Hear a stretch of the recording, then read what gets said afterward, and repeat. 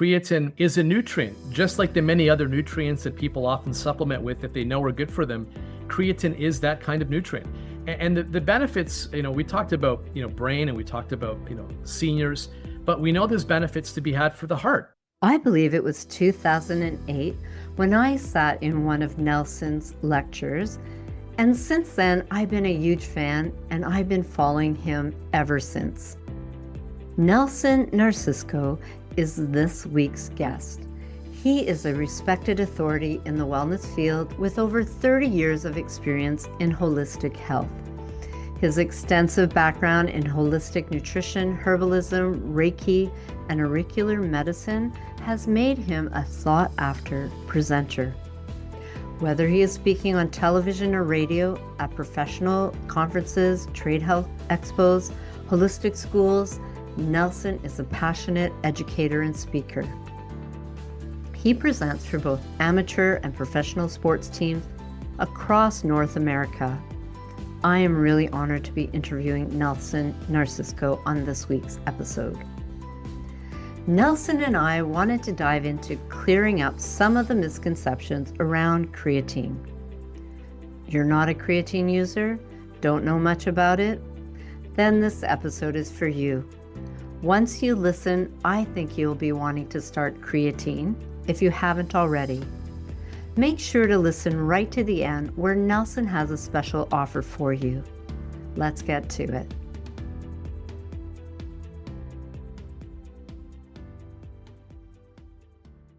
I am so honored to have Nelson Narciso here with this interview. And Nelson, I've known him for quite a while now, and I'm just looking forward to diving in on everything creatine. Nelson, how are you doing today?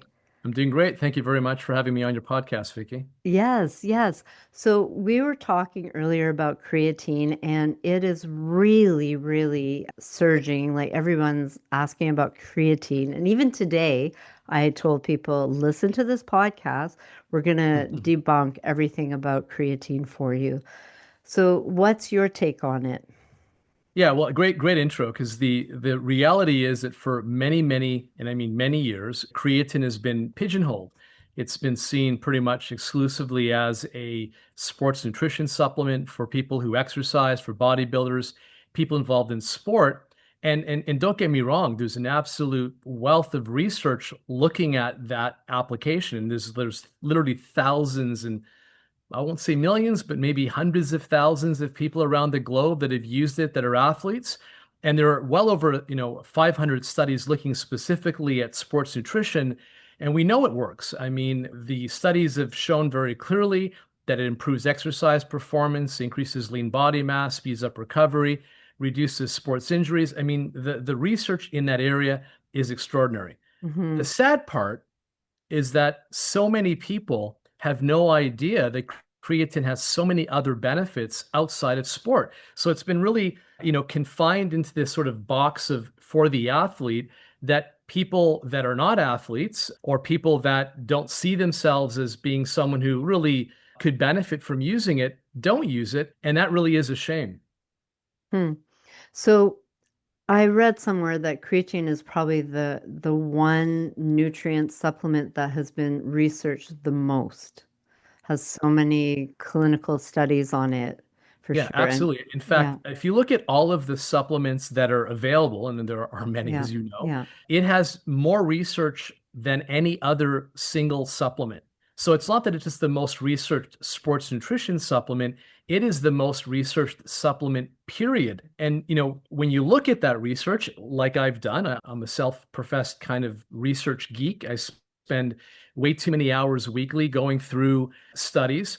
I'm always amazed at the amount of research there. And if it's okay with you, I'd like to maybe share a story with you Yeah. that early on sort of really turned me on to creatine's remarkable therapeutic benefits, and that sort of sent me down this journey of, does creatine offer benefits outside of the classic ones that I know of? Well, I'm going to guess about 25 or so years ago, maybe closer to almost 30 years ago now, I attended a longevity conference in Las Vegas. And I like to say jokingly, I went there exclusively and only with the conference in mind, not to have a good time. And if you believe that, I've got some swampland to sell you. But anyway, off to Vegas I went. attended this conference, and there was this one speaker who's a medical doctor who owned these longevity clinics in the US, and that's been a big thing now for several decades. And as he was going through, various dietary and supplement strategies that he recommends to his patients that are looking to live a long and healthy life, one of them was creatine. And I remember perking up and thinking, oh, that's interesting. Mm-hmm. Why would he recommend creatine? And sure enough, he proceeded to talk about creatine in the context of longevity and healthy aging and preserving muscle mass as you get older and all of these other interesting things. Now, back then, as I mentioned, some 25 to 30 years ago, there wasn't nearly the research there is now. But back then already, there was enough research that he saw the value. And more importantly, he had firsthand experience with creatine and his patients and the benefits they were deriving.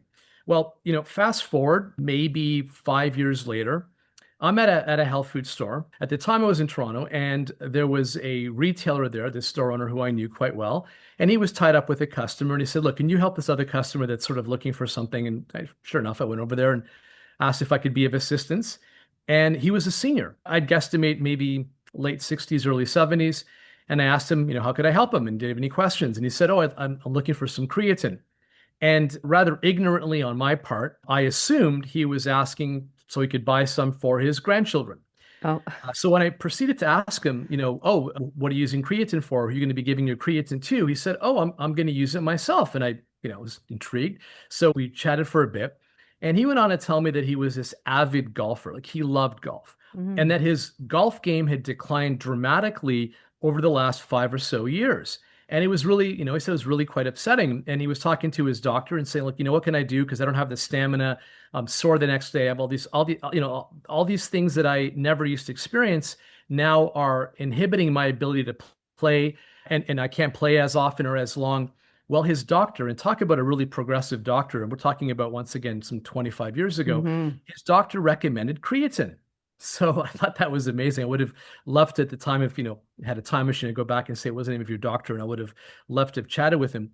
But his doctor recommended creatine. He went on creatine and he was blown away. He said he had more stamina, more energy. He could play a full 18 holes of golf. For him, you could tell he lit up. Like he was really genuinely excited about the impact creatine had in Oh my his life and goodness. in his game. I'm gonna get all these golfers coming in to get creatine. No, that's amazing. Yeah, because it is supporting your muscles, right? That is amazing. And you know what? I was always afraid of creatine as well, because well, kidneys for one, I didn't want bulky muscles. No, no issue there. But yeah, I was always afraid because of kidney issues. Can I address those two Yeah, points yeah, you just made? please So let do. me work in reverse order. So you Yeah. mentioned, you don't want to use it to get muscles. I always jokingly say, I wish it was so simple as putting a scoop of creatine in a beverage, and one day you wake up and suddenly you're muscular. If it was only that easy. You need to exercise and do some weight-bearing exercise in particular to get that kind of muscle mass, right? And it's not going to give you boatloads of muscle. I mean, you're going to increase muscle mass, but you're not going to become this muscle-bound person by using creatine. That's funny because that was a common myth. A lot of women, especially, were concerned about, "Oh, I'm going to really bulk up and get muscular." I'm like, sorry, you're not. I personally wish you could, or at least I wish I could, by just having a scoop. So that's not true. You have to really engage in exercise, and more specifically, weight-bearing exercise, to put on that muscle while you're using creatine. Now, the issue of the kidneys is a big one as well. That's, I've heard for literally the last 20 plus years that myth being, sort of circulated. The idea that if you use creatine supplementally, it's going to have a negative impact on liver and kidney function. And for the record, every study, and there have been quite a few, looking at this and looking at liver and kidney function has Hmm. shown that it is perfectly safe and does not harm the liver or the kidneys. Now, the reason why I think there's this perception that it's going to impact the kidneys is that when you get your kidney function checked, they check for something. It's a byproduct called creatinine. Mm. And when you have a problem with your kidneys, the creatinine levels tend to be elevated. What we know is that, when you do take creatine for a very short period of time, there is a slight increase in creatinine, but then it goes back down to normal. But what we also need to bear in mind is that when we talk about it's safe for people, we're talking about healthy individuals. When someone has a advanced form of kidney disease, all bets are off. You Yeah. really need to consult with your physician before taking creatine in that case. But I also like to throw this caveat in there. If you have kidney disease, you also have to be extremely cautious about just about everything else you consume, Hmm. even protein. I mean, if Yeah. you know anyone that's had, unfortunately, kidney disease, they're put on a really restrictive protein diet. And the reason being, when you consume protein, one of the metabolic byproducts is ammonia, and ammonia is toxic. Yeah. If your kidney is working the way it should, you eliminate that. You convert the ammonia into urea. Off to the kidneys it goes, and we excrete it via urine. In doing that, you're fine if your kidneys are working properly. If they're not, the ammonia levels begin to build up to toxic levels. And I, in fact, sadly know someone who passed away as a result of this. Hmm. So even protein can be problematic. So when people have these out of the ordinary scenarios where they've got some sort of disease, or they've got, in this case, some, kidney dysfunction, then they should consult with their physician. But with the creatine, though, I would say, like, say for bodybuilders, they're overdoing it. If they're Like, overdoing it, it's, shame on them. I know there's this sort of mindset, a little's good, more is better. Well, more isn't better if your body can't utilize more. You're not only wasting money and wasting time. but if you're like in a competition and you're, I gotta say carb loading, but like you're overloading on it, like you're doing, because it's 5 grams, Yeah. right? And Yeah. so if you're, You wouldn't do that. And I'll tell you yeah, why you wouldn't do that. Because once you saturate your tissues, it's like putting salt in water. At some point, the salt won't dissolve. yeah, It only yeah, dissolves, you can only put saturates. so much of it. And the same thing is true for our tissues. So having in excess, and maybe you can if you're, I mean, look, I'm 5'8", but if you're like 6'5" and you're a bodybuilder and you're enormous, there's a case to be made for why you would use more. And in fact, there Mm, is a formula, if you will, that suggests X amount of grams of creatine per pound or kilogram of body weight. So if you're a much bigger person, one could make a case for why you might have 8 grams or maybe even 10 grams. But by and large, even within the bodybuilding community, 5 grams of creatine will saturate the tissues very effectively. And once you've saturated the tissues, all you need is a 5 gram a day dose to maintain that. How long would you say? Like I've heard like a month to saturate your That's tissues. Yeah, You're absolutely correct. So yeah, there's two ways of saturating your tissues. And when I say tissues, the muscle holds yes. about 95% of all of your creatine is stored in the muscle. You also have Hmm. some sort in the brain, in the testes, the heart. But to saturate, there's sort of two ways of achieving that goal. One is what's called the loading phase. And Yeah. that's if you want to saturate your Hmm. tissues really Mm, quickly. hmm. And what you do is you take 1 teaspoon or 5 grams of creatine Hmm. 4 times a day Hmm. for 1 week. So 20 But grams. why would you want to do that though? What would be the That's actually a great purpose? question. Yeah, Yeah. that I wish more people asked that question, because there really isn't a very good reason to do that, Okay. unless might be the only scenario I can think of Yeah. where that makes sense. You're competing in a rowing competition, or you're Mm. a power lifter, or you're doing Hmm. something that involves high Hmm. intensity, short duration bursts of energy, and you're Hmm. competing in a couple of weeks. And for some reason, you lived in a cave all your life and didn't Yeah. even know about creatine. And suddenly you're like, oh Yeah. my God, I've heard about this creatine and I need to saturate and I don't want to wait a month. Well, then you take 20 grams a day for 1 week. And in that time period, you will saturate. And then when you go and you perform your sport, you'll have maximum creatine saturation.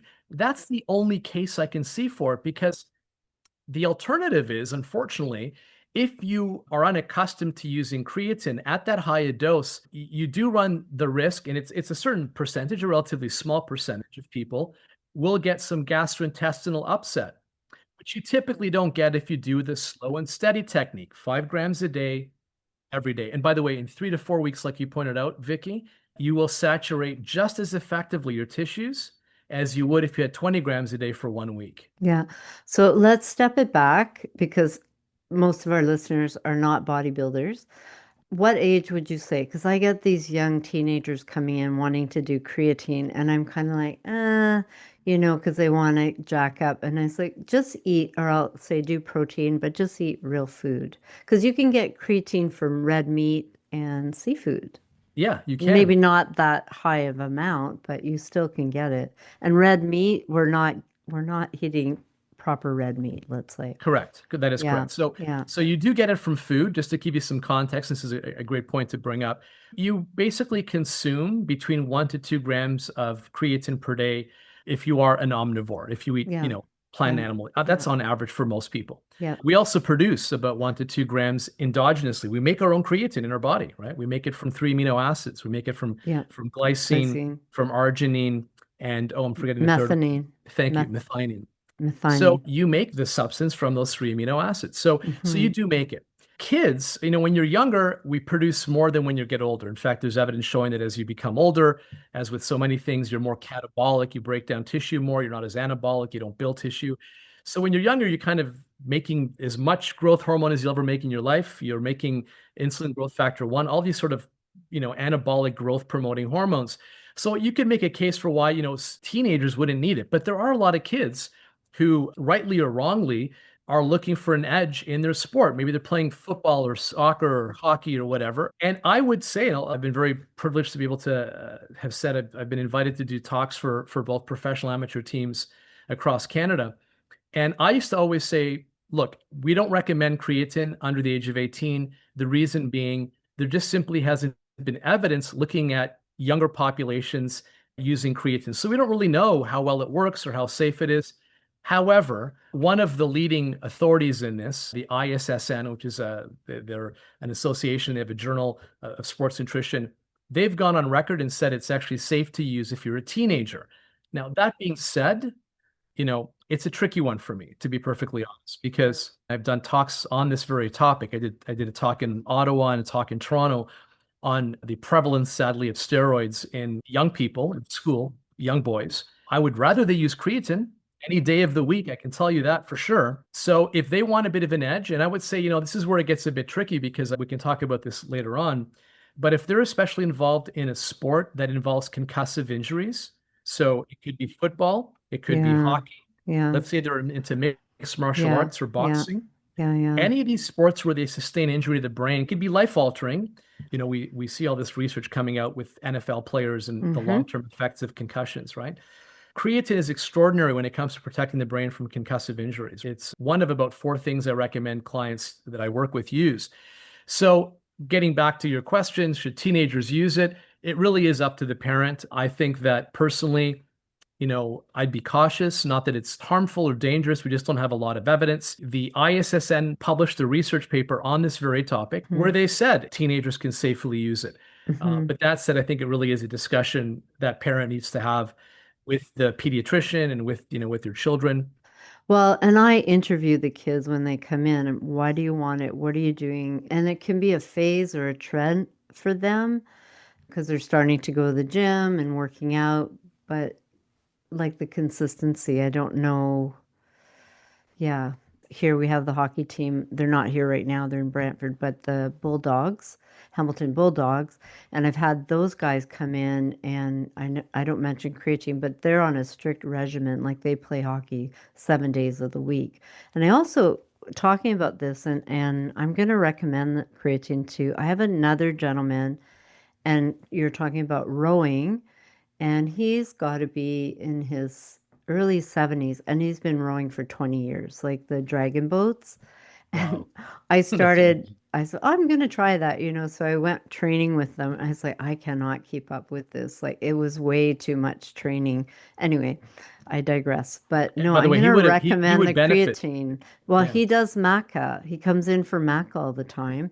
But he's in great shape. Like, yeah, he's in really good shape. Yeah. But I'm going to And, mention the and creatine. rowing is one of those exercises that involve high intensity, sort of more short duration typically. Hmm. There's this Hmm. burst of energy.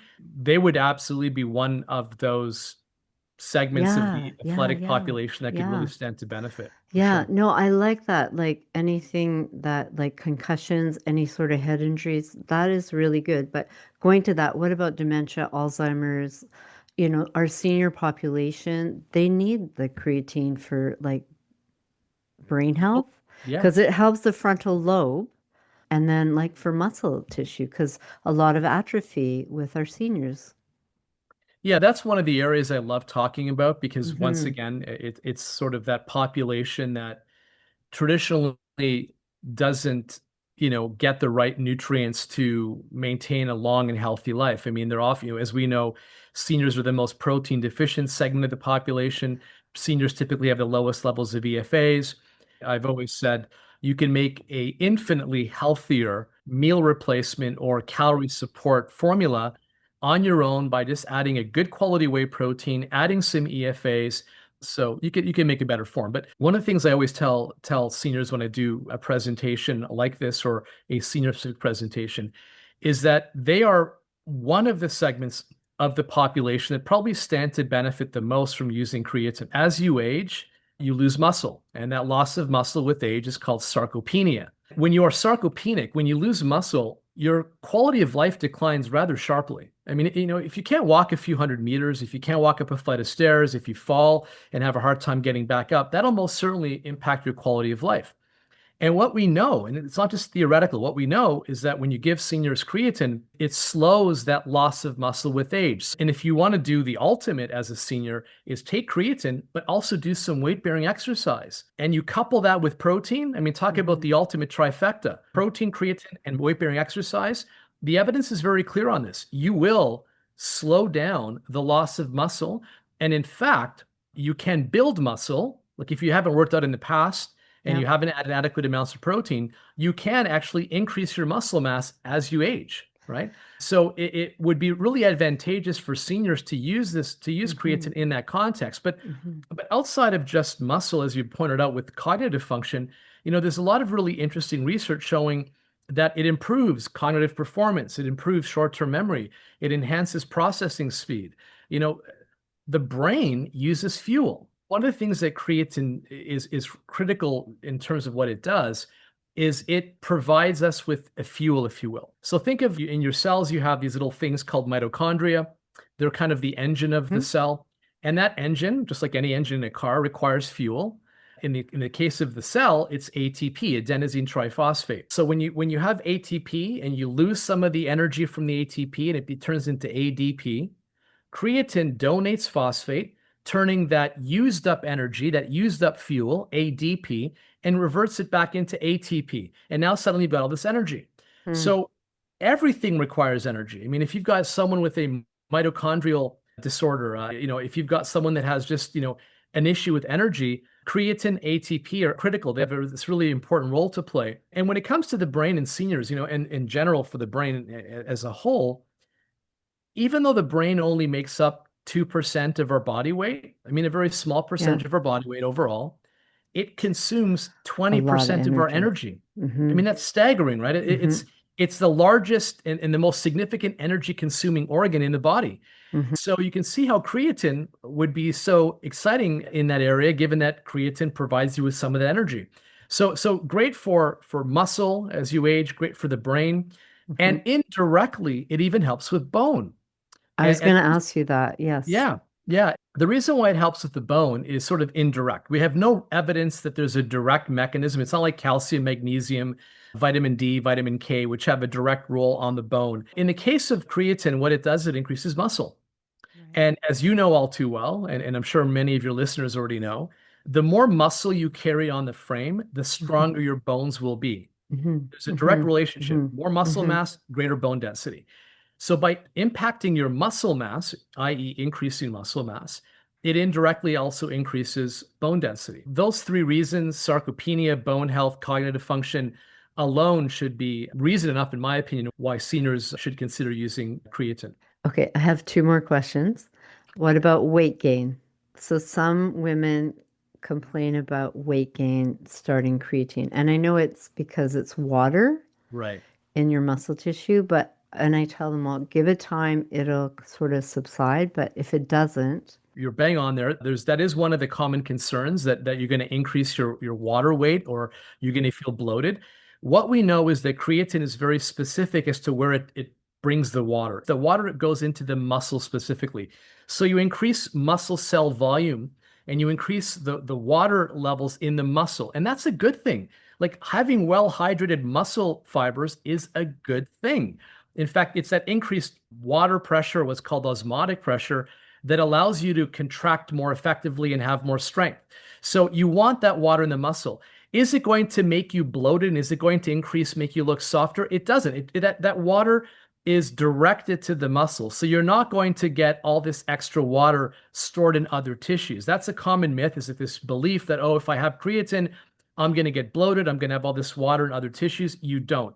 And you just want to remember that you do want to have enough water. I mean, Yeah. it's important to stay hydrated. I'm sure you've probably at some point in one of your podcasts discussed the importance of hydration, how many of us are chronically dehydrated.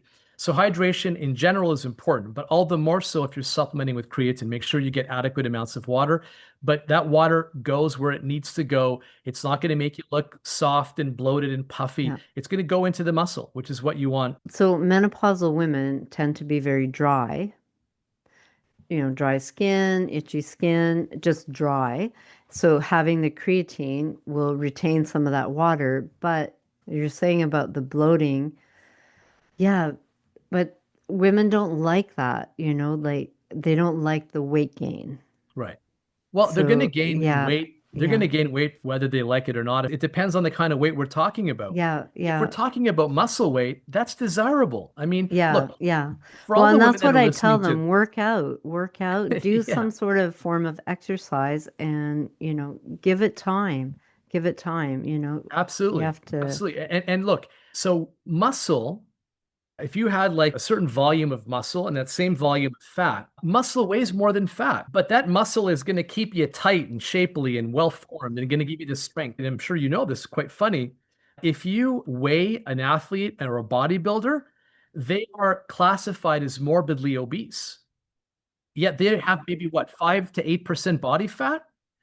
Why are they morbidly obese? Because they're not factoring in that muscle weighs so much more than does fat. But in the case of the average person who just goes to the gym, it's lean muscle. They're lean and they're kind of just, shapely. And I think anyone listening would be really happy. but I think the benefit outweighs like the weight. You got to look at what else are you eating that might be putting on the weight as well. But, strengthening your muscle, energy, brain health, heart health, that sort of outweighs the weight, and get yourself exercising. Now, we talked about many different things, but you said to me like the misconceptions of creatine.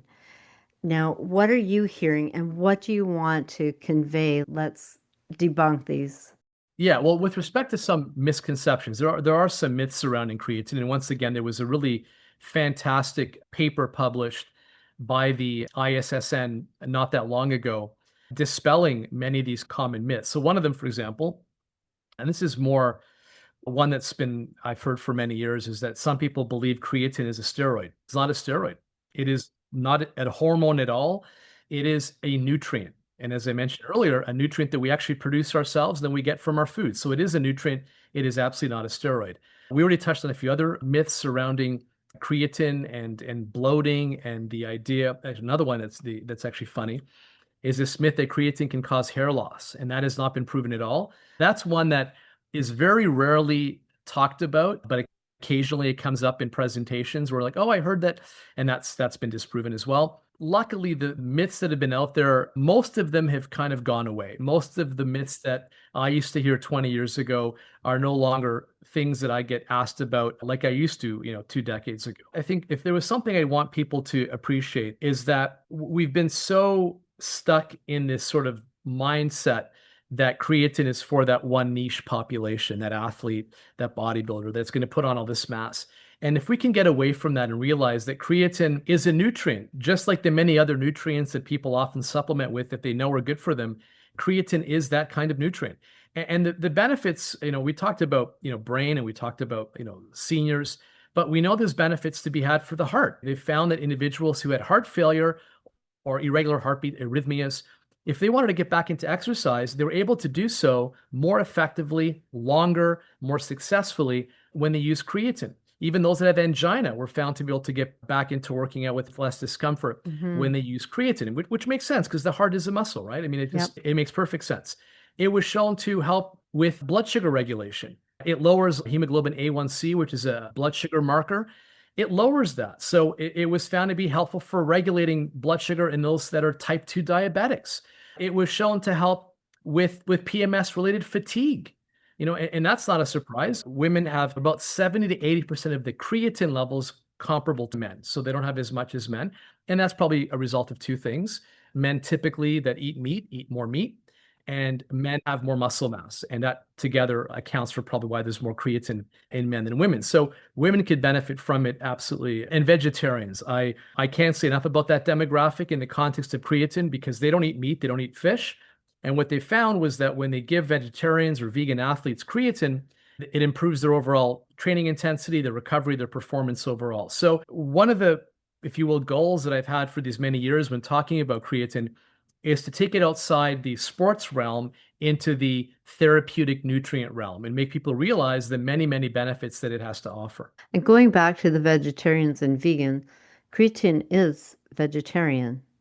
Like It it's is. there's no animal None. byproducts or products in it. Yeah. So yeah, so it is so they can take it. They And can, and yeah. I'll tell you why I'm laughing. So there was a influencer that I got this YouTube short video, that came up on my YouTube feed, and this influencer was promoting a product, and this gentleman was in really good shape. He was clearly a personal trainer and quite athletic, and he was saying our creatine is vegan, and other creatines come from meat, and I was Oh, like, oh Lord, that's not true.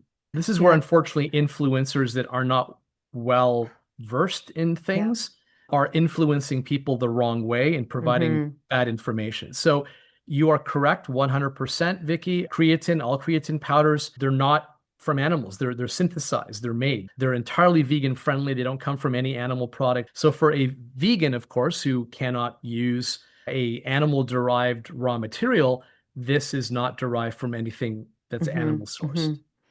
So the form of creatine, micronized monohydrate creatine. I don't know of any other ones, but what is the best form? Yeah, there are 17 commercially available creatine forms on the market. 17.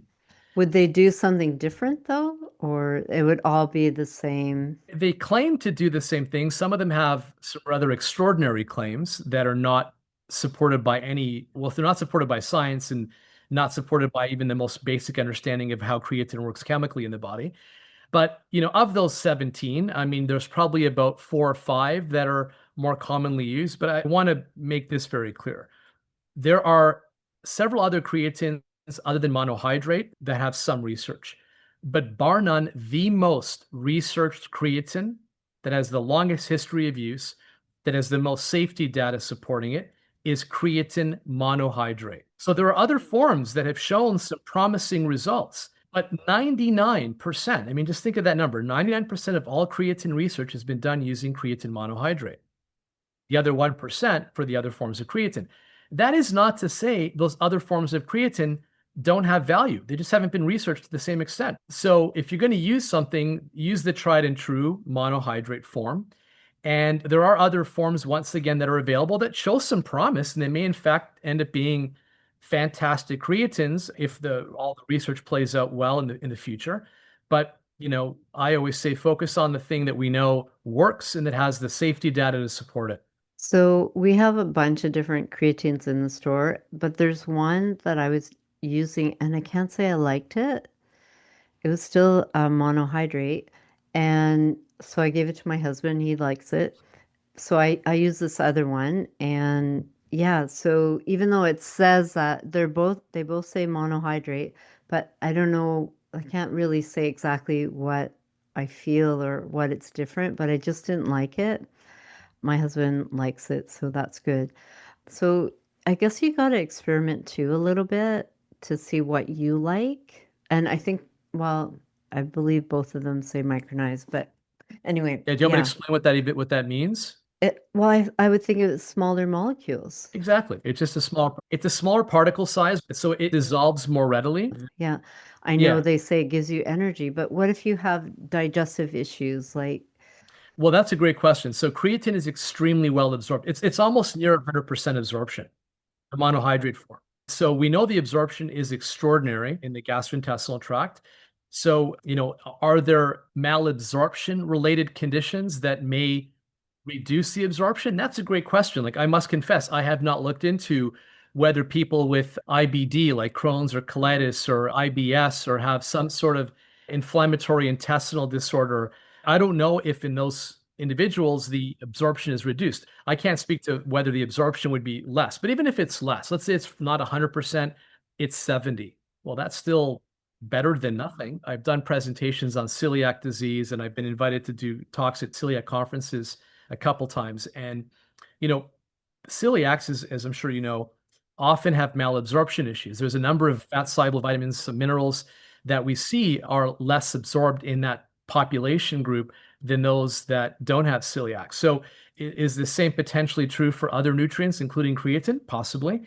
But even if the absorption is reduced, you're still going to get some. I mean, I can't see a scenario where someone would have 0% absorption, you know. Right. True. That's true. Yeah. Now, I've got questions of putting it in their coffee. I am not a fan. Two things to focus on here, the temperature and the fact it's a Mm, liquid. mm, So if you put it in something really hot, there's a good chance the creatine will break down, will degrade. So if you have to have it in coffee, and I don't know why you would have to, but if you had to have it in coffee, I would put it in the coffee just before you're about to sip it, meaning mm. don't steep coffee and it's like piping hot, like not 100 degrees, or well, I guess it wouldn't be 100, let's say 99 degrees Celsius. I wouldn't want you to do that for fear that it would damage the creatine. But if you've let it sit for a while and you've put in, let's say you use milk or cream or use something, you know, oat milk, and it's now at a temperature that you can tolerate, better then than when it's too hot. But if you're making an iced coffee, absolutely fine. So I was thinking though, two things. So I tell people not in coffee, and I'll tell you why in a minute. But also with creatine, they say to put it in warm water for better absorption. Or maybe it dissolves better. I don't know. But I've read warm water is another way. But why I say not in coffee? Because coffee dehydrates you, where creatine is trying to hang on to water. So I feel like it's a bit of a battle. Yeah, that's actually a legitimate point. But the amount of dehydration one would experience from having a cup of coffee is not significant enough to counter the benefits of creatine. In fact, they've actually done studies looking specifically at creatine and coffee consumption. Okay. But I will say this, though, you know, if you had 5, 6, 7 cups of coffee, I could see why that would be. If you have a lot of coffee, black coffee, not with sugar and cream, it's been shown to be good for blood sugar regulation, caffeine. However, in the context of dehydration, I would probably be discouraging of people going and having 5, 6, 7 cups of coffee. But 1 cup of coffee and having it alongside the creatine, I don't see how the coffee would hinder the absorption of creatine.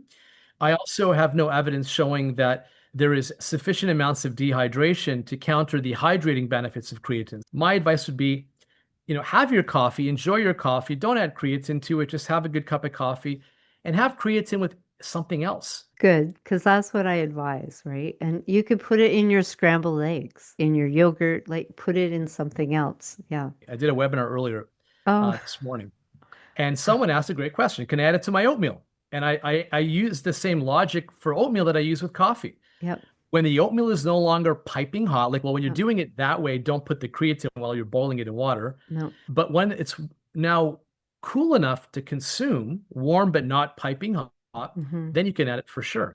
Now, the other point I didn't touch on yet, which is the issue of adding it to liquid.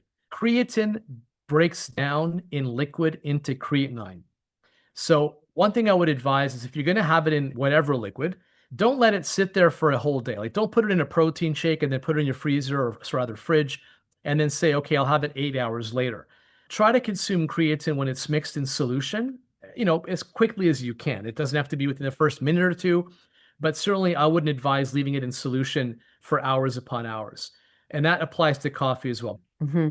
Something I tell people, say your oatmeal, your yogurt, or your coffee, but I won't, even though you told me this, I still won't recommend it in your coffee because people are putting collagen in their coffee. So they think, oh, I'll put creatine in my coffee.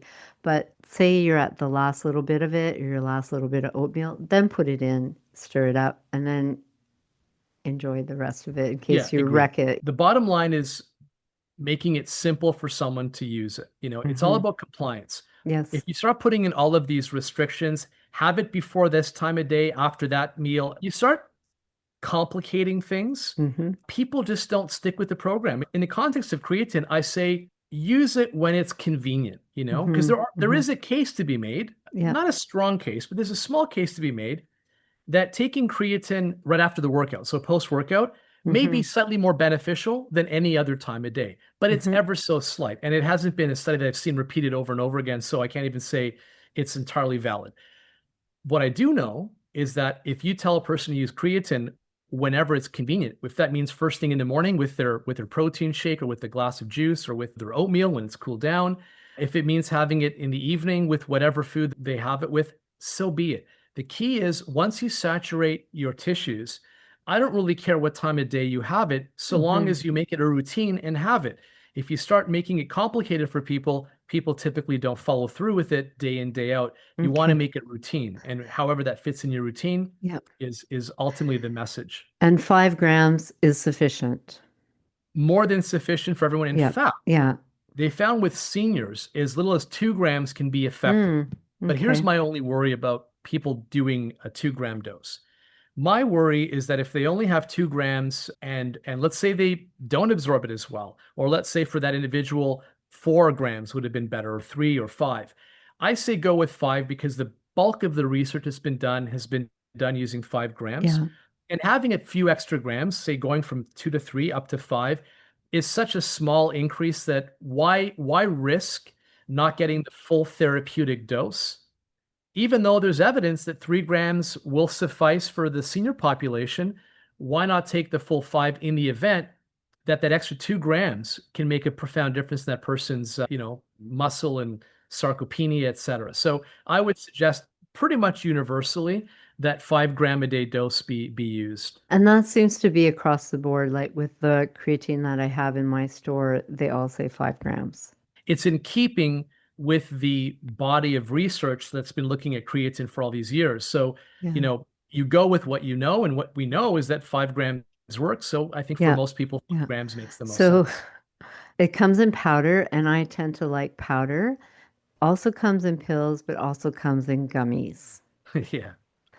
That's an Thoughts interesting on one that you brought up. gummies? Like it's the next generation that likes the gummies. Yeah. There's 3 different formats. Like you said, there's actually 4. There's powder, there's liquid, there's tablet and capsule, and then there's gummies.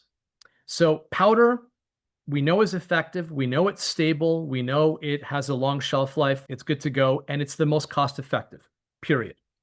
Liquid. There was a liquid creatine. It was called liquid creatine serum that a number of years ago was promoted as being the best, greatest, newest form of creatine out there. And they made these really, extravagant claims. They were all debunked. They, in fact, did a study on this liquid creatine serum, and two things. First of all, there was no creatine. It had all degraded into creatinine. And this one bottle back in the day, I think it was about 150 mils, maybe 100 mils, sold for $70. And that really upset me. And the reason it upset me was I thought so many people who were using it therapeutically are A, not getting any creatine, and we're still getting creatinine, but B, they're spending a fortune on nothing. So that liquid creatine serum it's hocus pocus, don't recommend it whatsoever. Then we have capsule and tablet. Effective. I mean, it's creatine in a capsule or tablet format. The only issue there, and it might be okay for some people, and if it is great, is that you now have to take 5 to 8, maybe depending on the amount they fit into cap tablets, as you know, hold more than capsules. You can probably get about a gram of creatine in a tablet. You'll be hard pressed getting a gram of creatine in a capsule. So, you might have to have as many as 10 capsules to get the 5 gram dose, as many as 5 tablets to get the 5 gram dose. So if that format works for you, great. It's still creatine.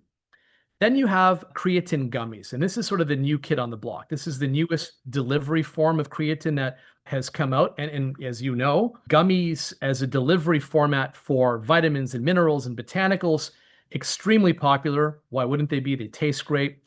But 3 things to factor in. One, they have to have some sweetener. They have to have some flavor, or else they wouldn't taste good. And thirdly, and more importantly, in the context of, and by the way, I should say, I do use some things in gummy form. Just, I give some of them to my kids. The cleaner ones, they use natural sweeteners, and they use natural flavors. But in the case of creatine, an interesting publication came out, and it was done by a company that actually makes creatine themselves. And I'm not sure if I can mention the name, so maybe I won't. But this company, so one could say there's some, bias in this because this company doesn't make gummies and did a study on gummies. And what they found, mind you, they're taking a big gamble in publishing this if they were lying. And there hasn't been a lot of pushback against them because the evidence appears to be pretty strong. They found that about almost half, 46% of those creatine gummies that they tested, of which there were 12 brands, didn't meet label claim. So they had creatine levels below label claim. Some actually had slightly higher than label claim, which is certainly, I think, a better scenario than below. But some were below, some were higher, some had none at all, like literally 0 grams of creatine. But was that like at expiry date or when it Oh no, just this was, came and off? they even provide, they went Just, as far as to provide the lot number and all that yeah. information. This is Okay. long before expiry date. Okay. Okay. And the other thing that they found, going back to my liquid creatine issue, Right. was that about half of them, in fact, I think it was actually 6 to be exact of the 12, so exactly half, Yeah. had creatinine, that, Right. that byproduct, that waste product. Yeah. So Mm. you can probably get some as evidenced by the fact that some of them did have creatine and had, more than label claims. So you can get some, but it's not always the best delivery form. And I'd Mm-hmm. hate to think that someone is using a lesser creatine gummy that Mm-hmm. may not be Mm-hmm. delivering the creatine that they think it's delivering. Once again, if you're going to go with the tried and true, it's the powder all the way. I think, we're going to see in the coming years newer and exciting delivery formats for creatine that'll be exciting, that may address some of these label claim issues that are being faced now by these brands that are being highlighted in this report. But for now, I think really your best bet is powder, and then after powder, capsule or tablet would be Yeah. more. Well, and like you're saying with the capsules, you have to take like 5 or 10, but it's the same with the gummies. In order to get that, say, 5 grams, you have to take quite a bit. So then Quite a you're few getting the gummies. Yeah. sugar or the whatever flavor and the sweetener to go along with it. So it's palatable. Okay, If I can one share more. something funny with you that I mentioned I do take sometimes some gummies.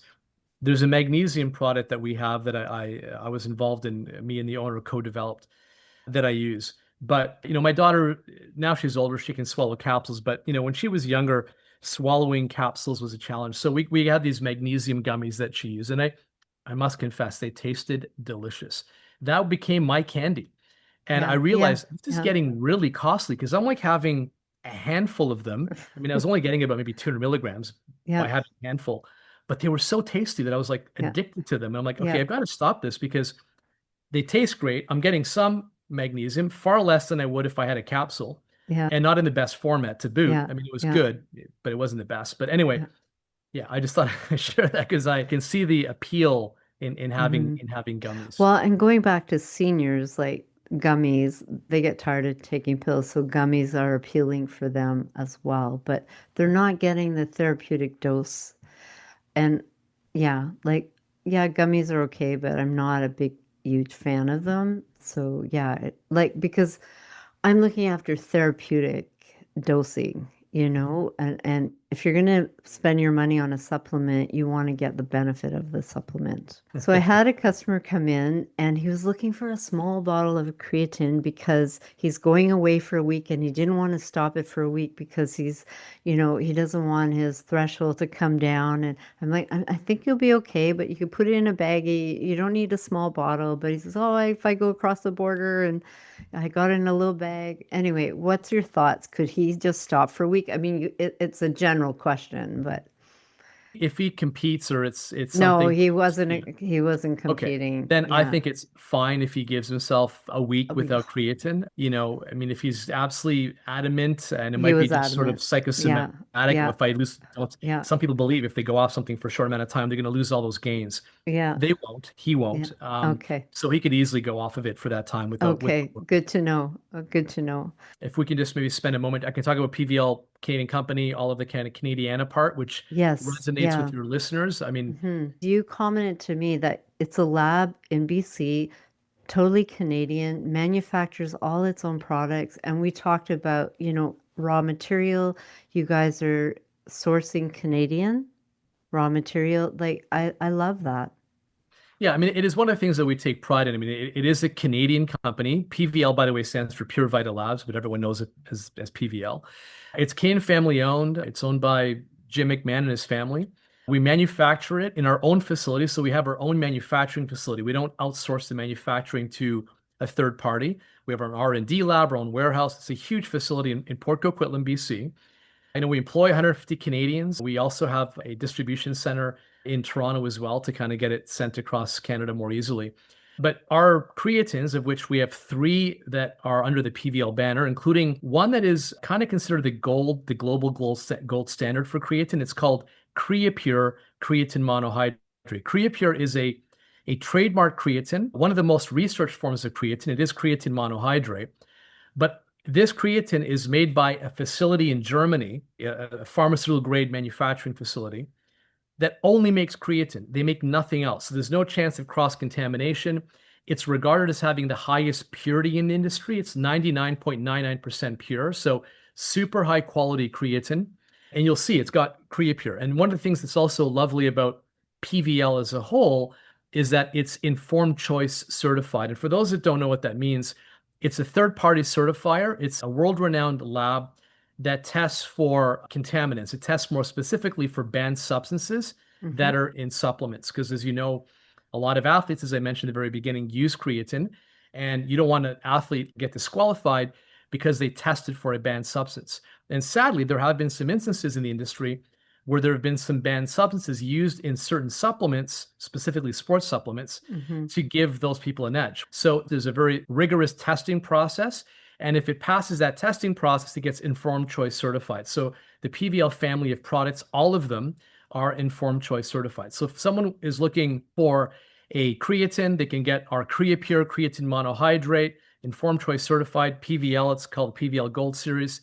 But we have two others as well. We have one that's just a straight micronized creatine, also informed choice certified, 5 grams per serving. And lastly, there's one that's sort of a unique twist on creatine, which myself and the owner co-developed. It's a blend of creatine monohydrate.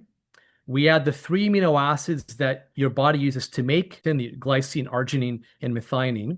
And then we also add 4 other aminos, leucine, isoleucine, valine, and taurine, which reduce the breakdown of muscle tissue. So it's sort of a 3-pronged approach: provide creatine, help the body make its own creatine, and also prevent some of the muscle loss. And that one is called Creatine X8, also by PVL. So those are the 3 creatines that people can choose from that are under the PVL banner. Oh my goodness. I like that. And I love your formulations, Nelson. Like, I'm all about practicality. So the creatine building muscle at the same time. So, and the leucine, like a lot of vegetarians, like those vegan proteins, are missing the leucine. There So they it's are. a In fact, very leucine is low one of those amount aminos. in like the pea proteins and that. So they're missing that as well. So, and it's still vegetarian vegan, right? Yeah, absolutely. Yeah. So people can go to your website. We're going to have all that in the show notes. And if they put in the code talk to Vicky, talk TALK to TO Vicky with a Y, VICKY, they're going to get a 15% discount. That's Correct? right. That's So yeah, correct. They so get a it'll all 15% be in the off. show notes for everyone if you're interested in trying out these creatines. Actually, I want to try out the third one you mentioned. Thanks, Nelson. This was so much information. So thankful for you, and I love listening to you, and I love talking to you. Yeah, I just want to thank you. Providing this information in the podcast that you do is so invaluable. And, I gave you the example of that influencer who is sadly misinforming people. Yeah. It's these kinds of podcasts that you do that give people, information that they can hopefully use to better their lives. So, what you're doing is invaluable. And I want to thank you as well for offering this podcast to people to listen to and learn more about all things holistic, right? Yes. Yeah. Thank you. Thanks, Nelson. You're welcome. Take care. Thank you. I do hope you found value in today's episode. Nelson mentioned PVL, Pure Vita Labs, which is a 100% Canadian family-owned company that has been formulating, manufacturing, and distributing its own high-performance sports supplements for 29 years from their facility in Port Coquitlam, British Columbia. This brand is trusted by athletes around the world and is informed choice certified and tested for banned substances by LGC, a world-class sports anti-doping lab. As I mentioned in the episode, the creatine with the extra 4 amino acids I'm ready to try that one. If you want to try any of the creatine that Nelson mentioned, check out the show notes for more details. And with your first order, you can use the code Talk to Vicky, and Vicky spelt with a Y, Vicky. You will receive a 15% discount. Excellent. Let's support our Canadian businesses. If you are enjoying these videos, give me a like, a subscribe, leave a comment. I look at all the comments. Every time you interact with this channel, you are helping it to grow, and it is greatly appreciated.